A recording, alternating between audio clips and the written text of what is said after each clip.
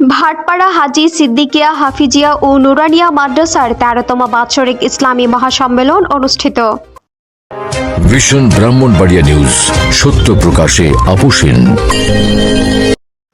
শুনছিলেন সংবাদ শিরোনাম, বিস্তারিত সংবাদে স্বাগত জানাচ্ছি আমি ইতি আক্তার। আজ 28শে জানুয়ারি 2025 রোজ মঙ্গলবার বিকেল 5 ঘটিকায় ব্রাহ্মণবাড়িয়া জেলার মাছিহাতা ইউনিয়ন ভাটপাড়া হাজী সিদ্দিকিয়া হাফিজিয়া ও নুরানিয়া মাদ্রাসার 13তম বাৎসরিক ইসলামিক মহাসম্মেলন অনুষ্ঠিত হয়। উক্ত মাহফিলের সভাপতি হিসেবে উপস্থিত ছিলেন হযরত মাওলানা আবু তাহের সাহেব পীরে কামেল, ইসলামী চিন্তাবিদ, সাবেক ইমাম, উত্তর জগৎসর কেন্দ্রীয় জামে মসজিদ, হযরত মাওলানা আব্দুল হাকিম শিমরারকান্দি। প্রধান অতিথি আল্লামা শামসুল হক সরাইলি সাহেব, শাইখুল হাদিস ও শিক্ষা সচিব, জামিয়া ইসলামিয়া ইউনুসিয়া ব্রাহ্মণবাড়িয়া।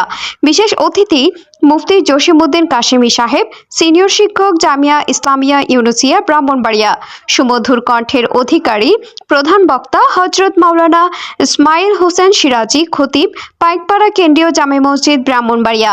বিশেষ বক্তাবৃন্দ হযরত মাওলানা শফিকুল ইসলাম হাজারি সাহেব, হযরত মাওলানা নজির আহমদ ফরিদি সাহেব, খতিব, আলিফ লাম জামে মসজিদ আখাউড়া, ইমাম ও খতিব, বাঘাচং রেল স্টেশন জামে মসজিদ।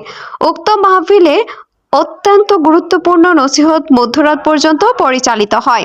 মাহফিল পরিচালনায় ও সার্বিক সহযোগিতায় যারা ছিলেন তারা হলেন মুফতি আব্দুর রহিম সাহেব, মুহতামিম অত্র মাদ্রাসা, মাওলানা আরিফুর রহমান সাহেব শিক্ষক অত্র মাদ্রাসা, মাওলানা জুনাইদুল ইসলাম সাহেব, মাওলানা ইসমাইল হোসেন সাহেব। উক্ত মাদ্রাসা কর্তৃপক্ষের পক্ষে জনাব মোহাম্মদ আরিফ চৌধুরী, বিশিষ্ট ব্যবসায়ী মোহাম্মদ আল আমিন, বিশিষ্ট ব্যবসায়ী জনাব মোহাম্মদ নিবাস আলী, সৌদি আরব প্রবাসী।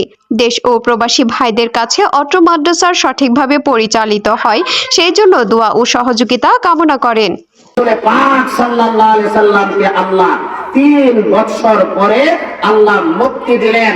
নবীজি সাল্লাল্লাহু আলাইহি ওয়াসাল্লাম দ্বীনের দাওয়াত দিতে শুরু করলেন। এই মুক্তি পাওয়া মাত্র 3 দিন পরে ওনার সবচাইতে আপনজন ছিলেন যিনি দুনিয়ার মধ্যে সবচাইতে সাহায্যকারী চাচা যিনি ছিলেন, দুনিয়ার মধ্যে আপন বলতে, সাহায্য করনেওয়ালা বলতে, সহযোগিতাকারী বলতে আবু তালিবের চাইতে আর কেউ মক্কা নগরে দুনিয়া জুড়ে কেউ ছিল না। আবু তালিবের ইন্তেকাল হয়ে গেল। আমার ভাইয়েরা, নবীজির মাথায় যেন আসমান ভেঙে পড়েছে।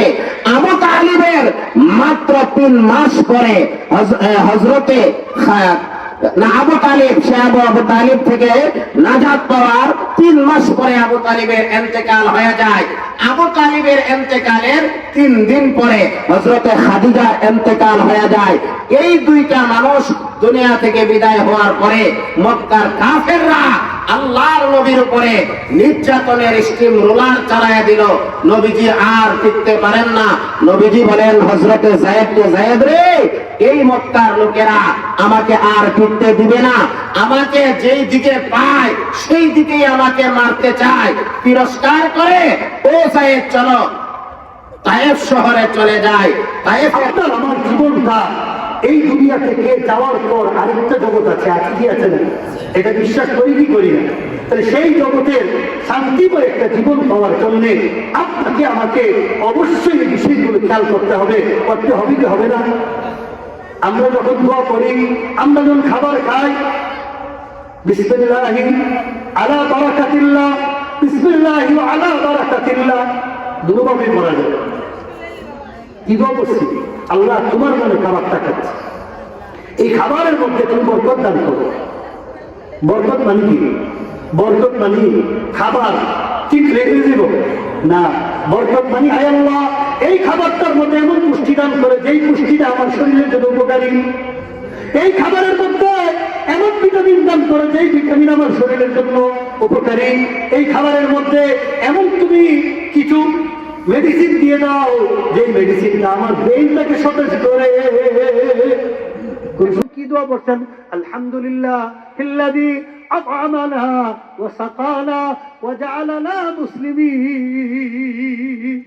আলহামদুলিল্লাহ। আমরা তো নমক হারাম, মা বাপের কবর জিয়ারত করতে যাই না। নবীজি বলছেন, দুনিয়াতে যদি কেউ মা বাবার চেহারার দিকে তাকা, মা বাবার চেহারার দিকে নজর উঠাইলে আল্লাহ কবুল হজের সওয়াব দিয়া দেবে। সাহাবী প্রশ্ন করছে, দৈনিক যদি 100 বার কেউ মা বাবার চেহারা দেখে? আল্লাহ নবী বলেন, আল্লাহর খাজানাতে অভাব নাই, দৈনিক 100 বার যদি কেউ মা বাবার চেহারা দেখে, আল্লাহ 100টা কবুল হজের সওয়াব দেবে। হাদিসে আসছে, যার মা বাপ দুনিয়াতে নাই, সে যদি মা বাপের কবরটার দিকে একটু নজর উঠায় তাকা আসা, আল্লাহ তা হইল কবুল হজের সওয়াব আল্লাহ দান করে। বাবা, প্রত্যেক জুমার দিন মা বাপের কবর জিয়ারত করবেন। আল্লাহর নবী বলেন, মান যারা কুবুরা ওয়ালিদাই কুল্লা জুমা আও আহাদিহিমা গাফারাল্লাহু লাহু যুনুবা।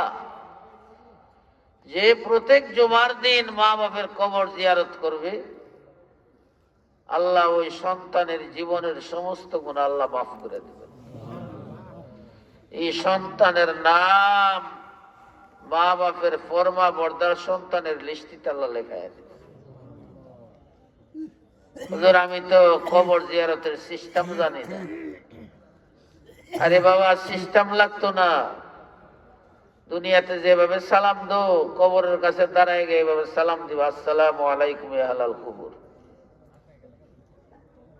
যদি অন্য কোনো কিছু না পারো, তাহলে কমপক্ষে আউযুবিল্লাহ বিসমিল্লাহর সাথে কুল হুয়াল্লাহ সূরাটা 3 বার পড়ো। যদি কুল হুয়াল্লাহ সূরা 3 বার পড়ো, মা বাপের ইসালে সওয়াবের নিয়তে আল্লাহ তোমার আব্বা আম্মার কবরে 30 পারা কোরআন খতমের সওয়াব আল্লাহ বসায় দেবে। কুল হুয়াল্লাহ সূরাটা পড়ুন যেত না। আর যদি আল হাকুমুত তাকাসুর সূরাটা পড়তারেন কবরস্থান জিয়ারত করতে গিয়া, এই কবরস্থানে যত মানুষ দাফন হয়েছে কিয়ামত পর্যন্ত হবে, সবাই হাসরের মাঠে আপনার পক্ষে সুপারিশ করবে। আল্লাহ, এই মাজমাতে যারা হাত তুলেছেন, প্রত্যেকের মা বাপ, দাদা দাদি, নানা নানি, শ্বশুর শাশুড়ি, আত্মীয় স্বজন, ছেলে মেয়ে, ভাই বোন, পাড়া প্রতিবেশী, মহব্বতের জন, খেস আকারিব, যারা দুনিয়া ছেড়ে অন্ধকার কবর দেশে পড়ে আছেন, আল্লাহ সবার কবরকে তুমি জান্নাতের বাগান বানায়া দাও। আল্লাহ, এই মসজিদ মাদ্রাসা তৈয়ার হওয়ার মধ্যে যাদের জান মাল টাকা পয়সা মেহনত খরচ হয়েছে, আল্লাহ তাদের মধ্যে যারা কবরে, তাদেরকে জান্নাতের মালিক বানায়া দাও। যারা দুনিয়াতে বেঁচে আছে, তাদের জন্য জান্নাতে বাড়ি বানায়া দাও। আল্লাহ, এই মাজমার সবাইকে বাইতুল্লাহর জিয়ারতের জন্য কবুল করো। আল্লাহ, সবাইকে মদিনার জিয়ারতের জন্য কবুল করো। আল্লাহ, মক্কা মদিনার জিয়ারত না করায়া আল্লাহ তুমি আমাদের কাহারো গায়ে কাফন দিও না। মোহাম্মদ জানে আলম রানীর পাঠানো তথ্য ভিডিও চিত্রে news desk, vision Brahmanbaria TV news. ব্রাহ্মণবাড়িয়ার সকল সংবাদ সবার আগে পেতে ভিশন ব্রাহ্মণবাড়িয়া টিভি চ্যানেলটি লাইক, কমেন্ট, শেয়ার করার অনুরোধ রইল। ধন্যবাদ।